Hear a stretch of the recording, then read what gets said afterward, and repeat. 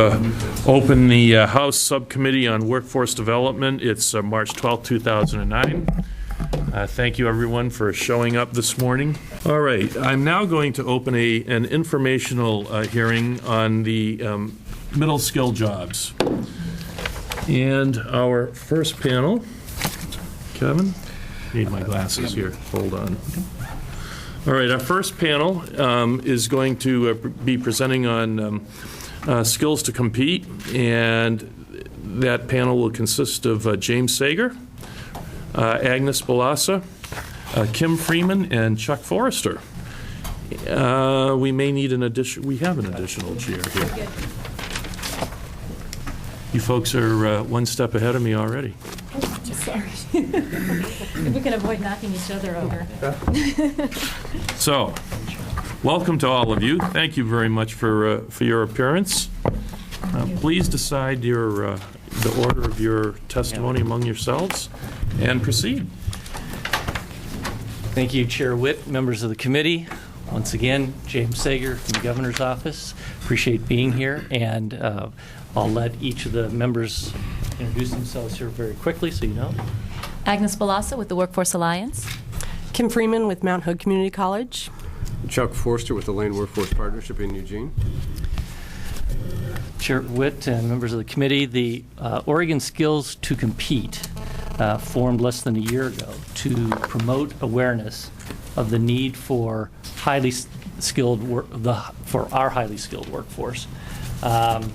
This is one of the many components of work that has been going on over the last couple years as we have continued to try to develop a tight alignment between education and workforce, and specifically tied to the workforce needs of the state of Oregon.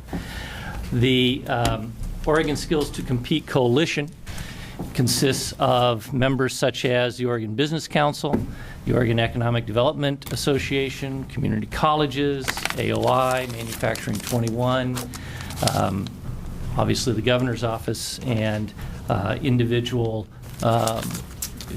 community college campuses, the Enterprise for Employment and Education, and Work Systems, Inc., and other organizations. The goal of the coalition is to provide the legislature, the governor, and other policymakers with objective information to better understand Oregon's dependence on those jobs that, as we've talked about before, require training beyond high school, but not necessarily a four-year degree. And so these are what we refer to as the middle skills job. 52% of our labor workforce are represented in these middle skill jobs. And so it is the largest section of our economy, and it is clearly the backbone of the middle class and the working class in Oregon. The goals of the coalition and the data, the report you're going to hear about in a moment, do align with the governor's priorities, as I mentioned. They align with the 40-40-20 vision for education, and they also align and bring into focus the Oregon Career Readiness Certificate that we have also talked about several times. So again, to emphasize, this is another one of those pieces of this coordination that has been going on, so that in fact we can move forward in an aligned way, as opposed to having a lot of good ideas all kind of at odds with each other. And with that, I'm going to turn it over to Agnes to talk about the report, and if you don't mind, I'm going to back away, let Chuck move over here, because I have to head off to another meeting in a few minutes. Thank you. Thank you very much, James. And good morning to all of our panel members. Welcome. This is almost like a reunion meeting. I used in a former life, I used to work with these folks with some regularity. So Yeah. Good to see you all. It's good to be here. Chair Witt and members of the committee, I'm Agnes Balassa, with the Regional Field Director for the Workforce Alliance. And before I go into my testimony, I just want to draw your attention to the blue folders that you have in front of you. In the blue folder on the left-hand side, just behind my written testimony, is a copy of our report, which is launched as of this morning. So It has been embargoed up until today, and those who've seen it have been under pain of death, not to mention anything This is the rollout, right? This is We the are launch honored. of it. Thank you so are the much. launch, yes. On the right-hand side, you'll also find a copy of our press release, a list of the advisory committee members who have participated, those who've endorsed the campaign so far, and a fact sheet about the campaign. The Workforce Alliance is a nonpartisan, privately funded coalition of employers, labor, education, and training providers, as well as public workforce officials. As the regional director of the Workforce Alliance, I provide workforce development technical assistance, policy analysis, and support to organizations in 9 states in the western U.S. Before taking this position, as many of you know, I worked locally with the Enterprise for Employment and Education, a local workforce investment board, which gave me lots of opportunities to partner with organizations like the Oregon Workforce Investment Board, Manufacturing 21, and a number of others around issues of workforce development. And I've also had the privilege many times of coming to speak before this committee, for which I'm very grateful.